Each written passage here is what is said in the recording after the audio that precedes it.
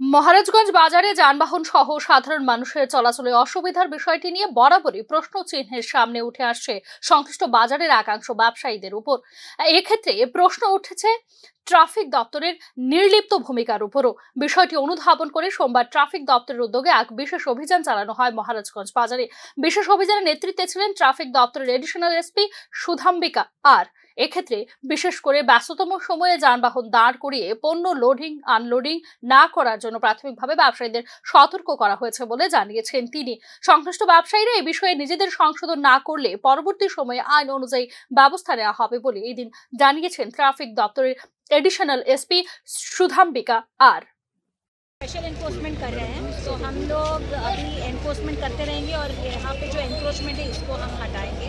जो भी रोड को ऑब्स्ट्रक्ट कर रहा है, कंजेशन कर रहा है, जैम कर रहा है, उसको हम लोग सॉल्व करने के लिए कोशिश कर रहे हैं। फिर भी अगर ना नहीं हुआ तो फाइन वगैरह ऐसा कुछ होगा? हाँ, हम लोग अगर ये लोग बात मानते नहीं हैं तो हम लोग को लीगल एक्शन लेना पड़ेगा। मैडम आप आज आए, आज ठीक हो जाएगा, लेकिन 2 दिन बाद ऐसे ही सेम हम हो लोग एनफोर्समेंट करते रहेंगे, हम लोग आते रहेंगे कंटिन्यूसली, तो ये रिजॉल्व कर लेंगे। और हम लोग सोच रहे हैं कि इनसे पहले एक बार बात कर ले एसोसिएशन वालों से और ये व्हीकल ओनर से, फिर अगर वो नहीं मानते हैं तो फिर